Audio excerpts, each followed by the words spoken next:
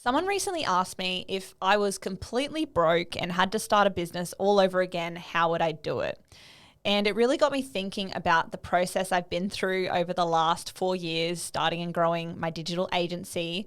And I've put it into a step-by-step process that you can follow if you're looking to launch your business this year.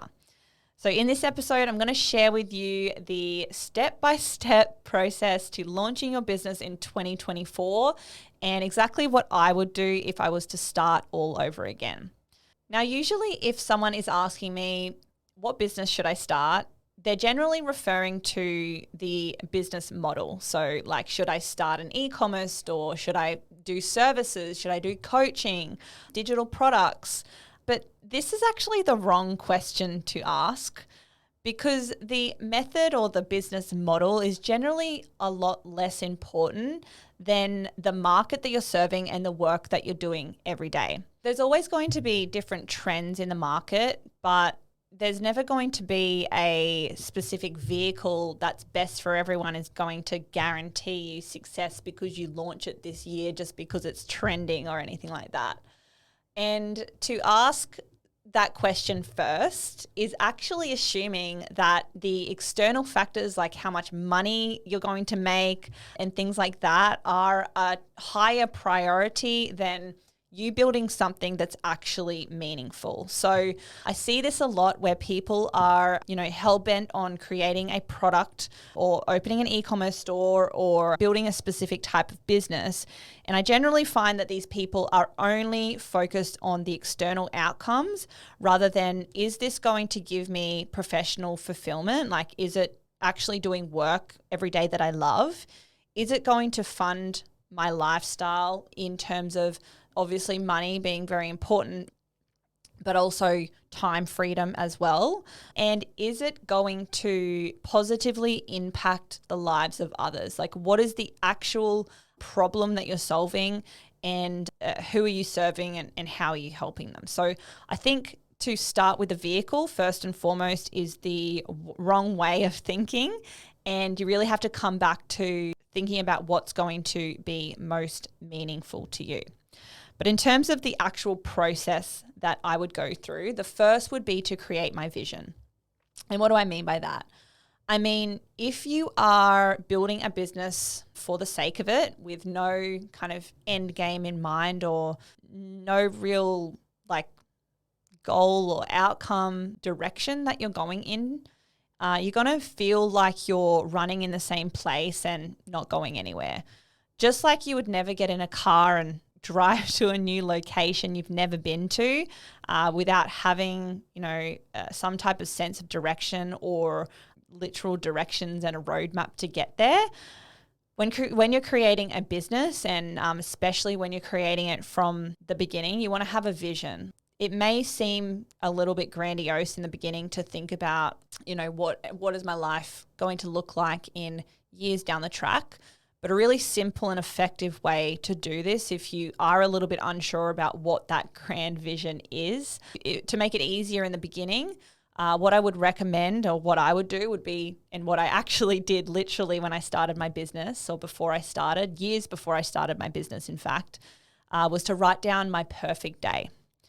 This is such a powerful exercise and anyone can do it. You don't need to have a business and you don't need to have big goals in order to really just clarify what you want your life to look like, because it's all of those small moments in life that actually make a great life. It's not the big achievements and the big goals that you have. It's actually, how does your life look like? How does your life look on a day-to-day basis? So if you can write down what you would do in your ideal or perfect day and have that as your vision and the outcome that you're trying to achieve, it's going to help you or make better decisions as you're starting and growing your business. If you've never done this before, just to give you a little bit of background, it's essentially writing down from start to finish exactly what you would be doing in every hour of every day and getting really visceral with the feelings and senses that you experience. So not just talking about where you're going, but how does it feel? What does it look like? And actually just embodying those feelings and essentially manifesting your way into creating that perfect day. I talk more about this in one of the previous episodes, which I will link into the show notes, but I've also got a worksheet that you can go through to map out your perfect day as well. So that would be my first port of call, creating a vision. The second step would be to find my profitable skills. And I know a lot of people are going to listen to this and maybe they've never started a business or they don't know what they want to do, and they're going to think, I have no skills, I have nothing that anyone would want to pay me for. And honestly, like, I felt that same way too. And it is such a limiting belief that a lot of people have.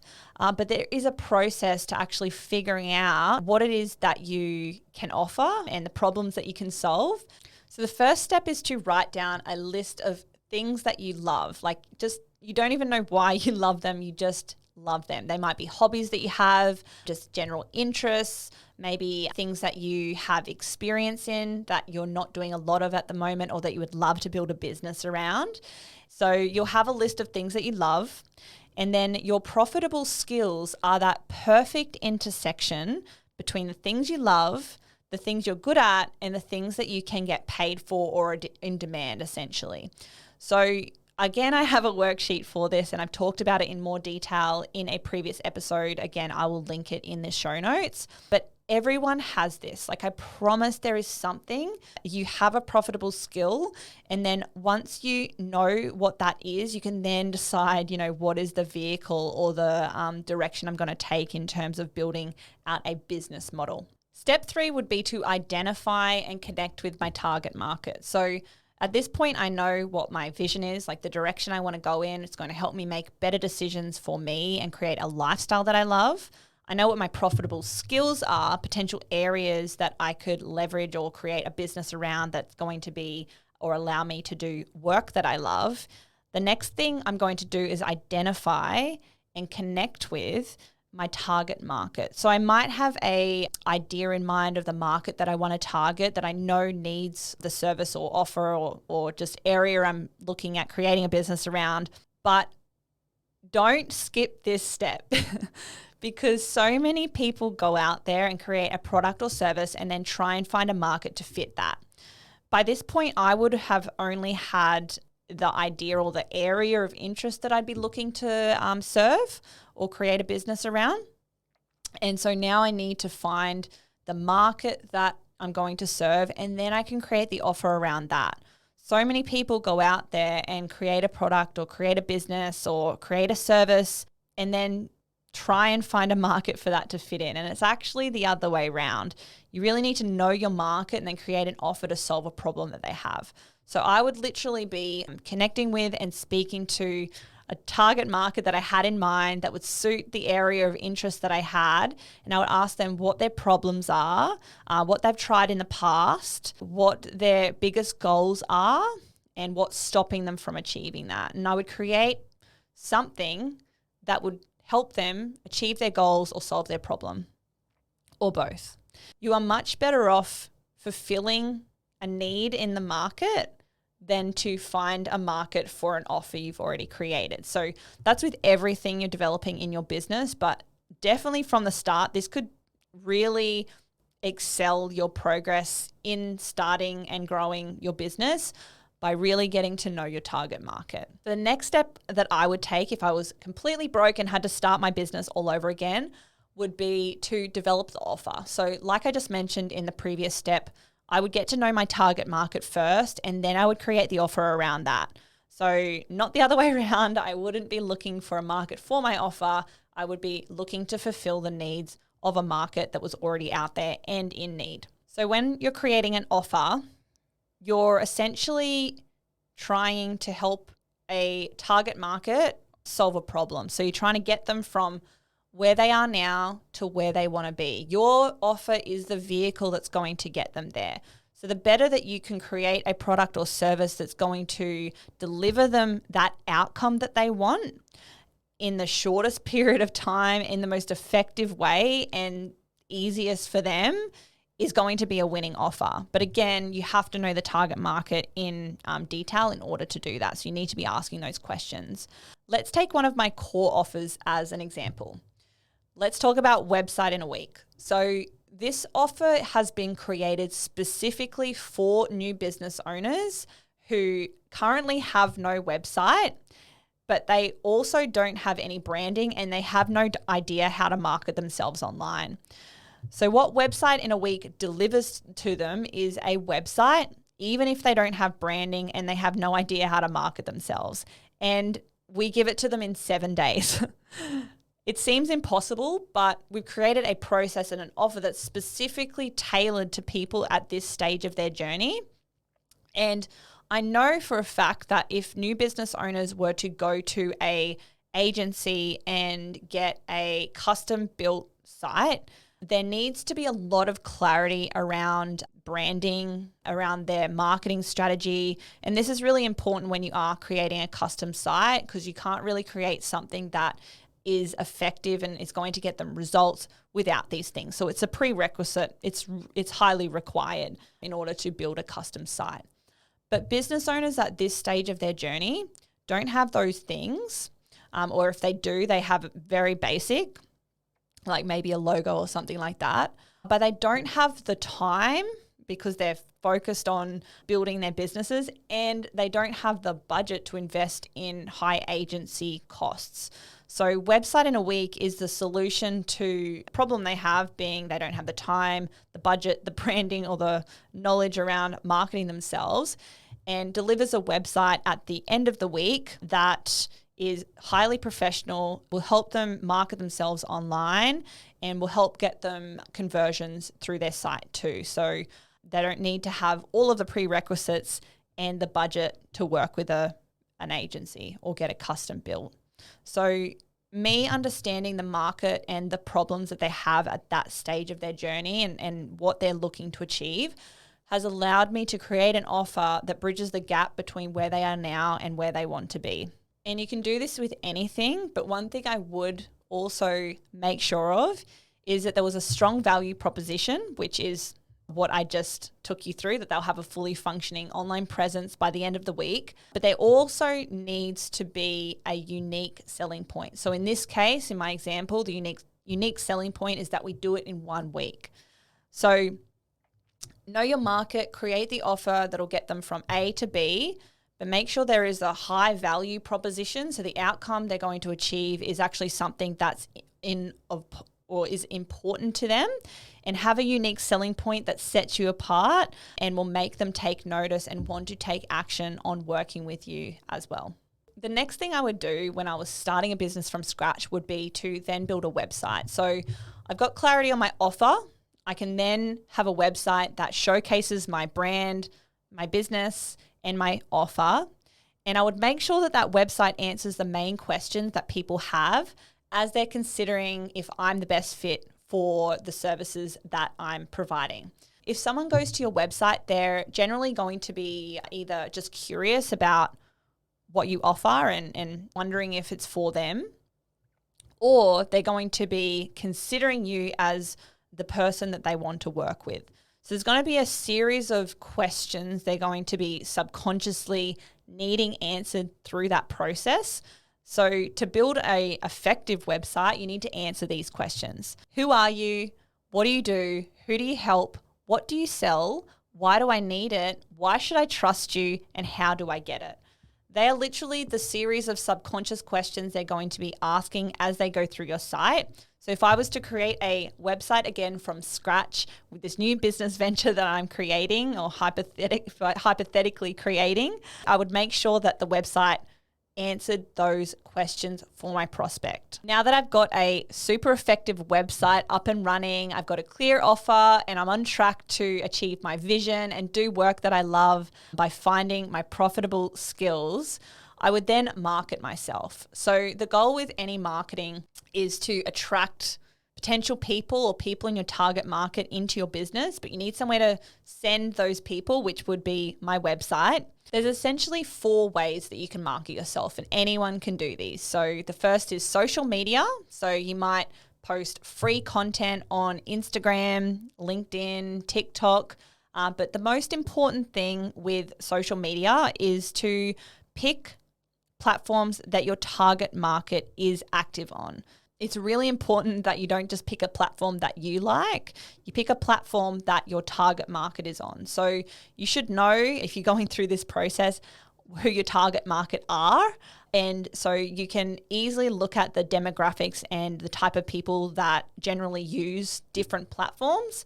But it's really important to keep that in mind when you are choosing one of those. The next is search-based content. So I say search-based content because I didn't want to just say SEO, which is alluding to just optimizing, your website for search, which is definitely an area that I would be focusing on if I was starting a business. But it's also your other platforms like YouTube and Pinterest, because these platforms use a search engine function to help get your content out there. So it's not like Instagram and other platforms where you essentially post something and within 24 hours it's like disappeared essentially. Search-based content allows you to create more evergreen content. So that's content that will be relevant for a longer period of time or can be findable or searchable for a longer period of time.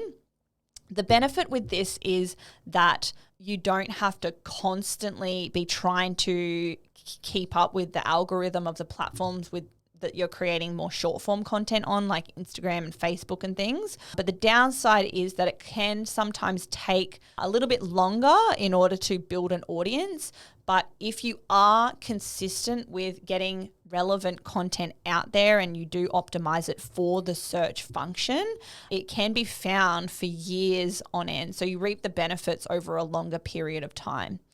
The third is paid ads. So a lot of different social media platforms allow you to use paid ads to market yourself, but this will generally apply to Facebook and Instagram or Meta ads. You can get your content boosted or just general content out there, or generate leads through a lead magnet, all kinds of different strategies using paid ads. Or the fourth is outreach. So reaching out to strangers or people in your network to actively ask them if they're interested in what you offer. So if I was starting my business, I would probably choose like one or two of these areas to focus on. And since I would be broke in this theory, I probably wouldn't do paid ads because you do need money to invest in those. But I think in the beginning, I would focus on outreach and social media because they're the fastest acting strategies. There are a lot of other things that you can do to market yourself, like partnerships, collaborations, email marketing, referral programs, and things like that. But you don't want to spread yourself too thin in the beginning and just focus on the areas that are going to get you the best results and then expand from there. Or that's what I would do. The seventh step in this process of starting a business would be to drive traffic to my website. So I would have an effective website up and running and I'd be marketing myself through social media and outreach potentially, or another strategy if I decided that I mentioned before. But I would be actively trying to get the people that I was marketing to take that step into visiting my website. So the whole concept of marketing is essentially a system of warming someone up to becoming a client. So there's stages of awareness any market or audience is in, from being completely unaware of what you do and what you offer all the way to becoming a client. And there's a process that they go through in order to do that. So what a lot of people forget when they're marketing, especially on social media, is the actual point of it is to get people off the platform and into your website or landing page or into your email list. You want to take them off the platform and take them to the next step. So what I would focus on once I've built my audience and built my brand awareness and authority through my marketing strategies is I would try and get those people to funnel into my website. I would try and drive traffic to my website and into my offers that way. So that is the exact process I would go through if I was to start a business from scratch all over again. And so if you are in the process of starting or you're wanting to start a business this year, I hope that this has been helpful in guiding you through that process. Just remember that the absolute best business to start, in my opinion, is the one that's going to give you personal fulfillment. So it's going to give you the lifestyle that you want. Professional fulfillment, allowing you to do work that you love and inspires you. and it's the business that's going to help you make a positive impact on the lives of others. I stand by that fact, and it's the whole concept around the purpose-driven business and why I created this podcast so I can share this message. I think creating a business of meaning and purpose is much more fulfilling. Profit and external success is very important as well. It's a high value of mine too, but I don't think that external success and creating something of meaning and purpose have to be independent of each other. I think that you can have both. I'll wrap up this episode just with a little bit of a word of encouragement if you are thinking about starting a business or you are in the process of starting one. Just remember that your potential is only limited by your belief. So if you're struggling with lack of confidence or imposter syndrome or have fears around being seen and things like that, they are some of the most common things that everyone deals with. So if you can find a way to overcome those, it really opens up so much opportunity for you. So I do think that while you can consume all of the skills and read all the books and go through all of the courses, it essentially comes back to you and how you're taking action. And sometimes we don't take action because of the more mindset-based things that are holding us back. So it's definitely worth finding those things that may be limiting beliefs right now and finding a way to push through those, especially if you're in the beginning of your journey, because most people don't start because they're afraid of what others are going to think, so afraid of judgment, or they're afraid of failure and things like that. But the truth is that if you don't try, you can never succeed. And trying and failing 1,000 times, you're still going to be 1,000 steps ahead of those that never try at all. So I hope this episode has been helpful. For now, that is all. Thank you so much for listening to this episode of the Purpose Driven Business Podcast.